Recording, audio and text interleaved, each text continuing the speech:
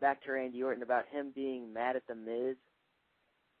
Yeah, I heard about that. I don't remember what it was for. Something he did on Raw the week before last, maybe. I don't really know, but that's one of the things I'm talking about, where he lets it, he lets it show on TV. I mean, I think it had something to do with the finisher. I don't know if Miz was out of it was The Miz.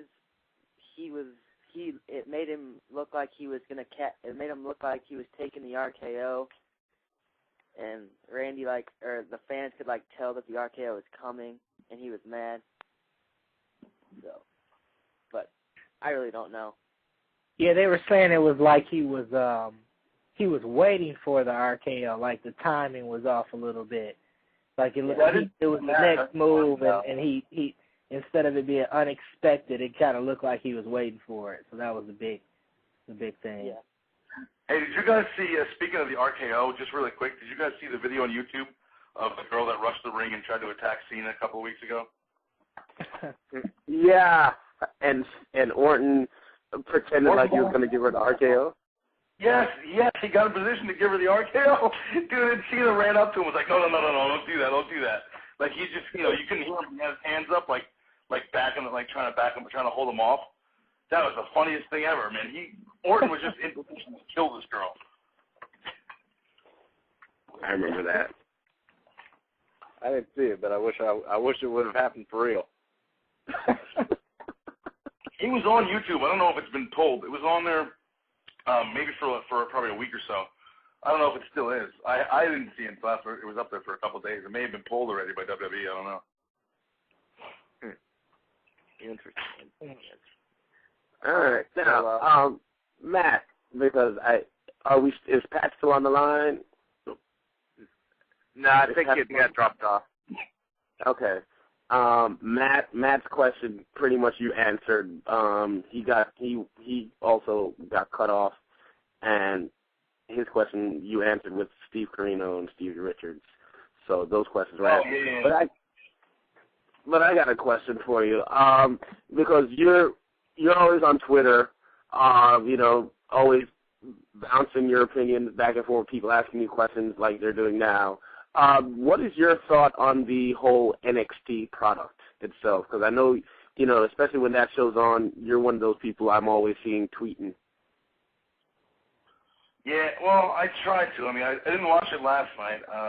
I watch it when I can. Like I said before, I was kind of partial to the first season because of Fred Sampson, or AKA Darren Young, who I trained with in Jersey. But I don't understand the concept because I know there was 8 guys or whatever. Danielson got fired, fine, so there's 7 left. So what I don't understand is out of those 7, Wade Barrett won. So 6 guys got quote unquote fired. 1 guy advances. So why are all 7 of them still on TV? Why are they all jobs? What's the point of having a winner if everyone sticks around anyway? You know what I'm saying? Yeah, I agree. I know what you're saying. And when they used to do the Diva search back in the day, it was the same thing. The lady who won, 3 or 4 would still carry over and get a job too. So. Yeah, and then down the line, all the other girls would just magically show up on TV too. Yeah, same thing with Tough Enough. Tough Enough, they always kept, maybe 2 or 3 that didn't win, but maybe were talented enough to make it. So I think it's just. Just something to get a new show going or get some ratings generated. But, yeah, it's crazy. Because technically those guys are all still under contract with FCW, right? I mean, even though they come up and, they participate on the WWE program, they're all technically not really fired. They just didn't win NXT. Correct. Yeah. I mean, I speak to on Twitter, I talked to, I guess I shouldn't give out any names because I don't want to give out spoilers. I talked to a guy on NXT who, actually, I haven't really seen, I don't think I've seen much of this season at all, maybe the first episode. And I guess I'm partial to this show itself because I'm also a friend of Matt Stryker's. I've known Matt for a million years as well, so probably 7, 8 years. So I watch him when I can, and I think he's funny, and part of me thinks he's like an idiot most of the time, but that's not, you know, if you know Matt, yeah, that's Matt, you know, always being goofy and stuff. But what was I saying? But yeah, but there's somebody that I speak to who's on NXT, and I speak to him and his wife pretty regularly, and I know that after an elimination, they still have a job, all of them. So, you know, so again, like you said, the same thing with the Diva Search, same thing with Tough Enough. I don't understand how they call it a competition. I mean, and I don't understand, like, you know, if I want to be the next big thing, quote unquote, in WWE, you know, I don't need to carry a keg around the ring and then, you know, run over the finish line and run up to the top of the stage to prove that I could do that.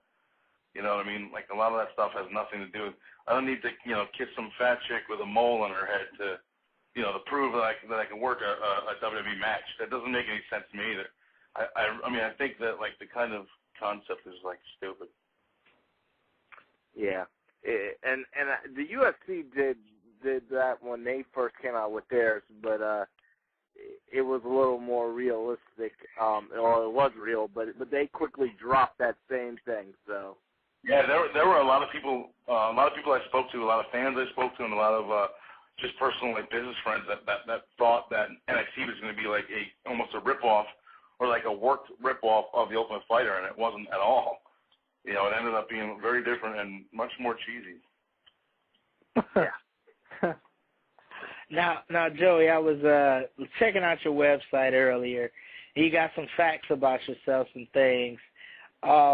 Let us in on the beefcake story, the Brutus beefcake story I was reading about, or the fact. Okay, 2000. Yeah, that's the first time I ever. Well, actually, that's the only time I ever said no to a promoter. 2005, I believe it was. I actually have the DVD right here somewhere. I think it was 05. BK was supposed to work Johnny Thunder, who was a guy from Jersey. He moved up to Boston, and that weekend they had some. It was, I think it was January or February of 05, and there was a ridiculous blizzard up there. And Johnny Thunder called the phone and said, "Hey, I can't make it. You know, there's an insane blizzard. I can't. You know, the roads are shut down. Blah blah blah." And I guess it's another story for another day. But Beefcake is from Boston too, and he magically somehow made it to the show without a problem. But anyway, yeah. But anyway, so he showed up. So at the time, my hair was down on my elbows, and right now it's maybe shoulder length, but it's getting back there. But at the time, my hair was very, very long, and I loved it. I mean, I would use it, you know, like I would use it in the ring, and you know, like the way I'd shake my hair or just fluff my hair, whatever the hell I did, you know, I would try to use it to accentuate my character. So the promoter called me and said, "Listen, I need you to do me a favor. You know, Johnny Thunder can't make it. Can you do me a favor and can you work Beefcake for me?" And I'm like, I will wrestle anybody. Like, does he have to do the hair thing? And he's like, well, you know, he's the barber. I'm like, you know how long it took me to grow my hair like this? He's like, well, that's what I called you. You're the only guy with long hair that's working the show. I'm like, I'd really rather not. And he's like, all right, let me call a couple guys and then I'll call you back. So he called. He ended up getting my tag team partner to do it. At the time, Eric Andretti. We were known as the T-Birds. We dressed like Grease. We came out to Grease. You know, anything we could find off the Grease soundtrack, we'd come out to. And we did one whole deal, which that was one of the most fun gimmicks I ever did. And he ended up saying, yeah, no problem, I'll do it. And he had just gotten a haircut like 2 days before that, and his hair was already short. I mean, his hair is probably like, I mean, like the way Randy Orton's used to be. Not when it was like all moppy and long, but like when he first cut it, but he still had hair.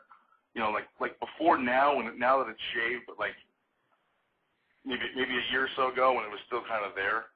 So it really didn't make sense for him to be doing a beefcake match. But I was like, you know, I'd really rather not have him cut my hair and blah blah blah.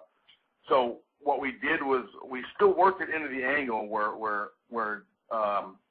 Eric Andretti, my tag partner, he wrestled him. I came out and managed him because we had wrestled as the T-Birds in that company. That was Pro Wrestling Elite, which was the spin-off of what used to be called IHP.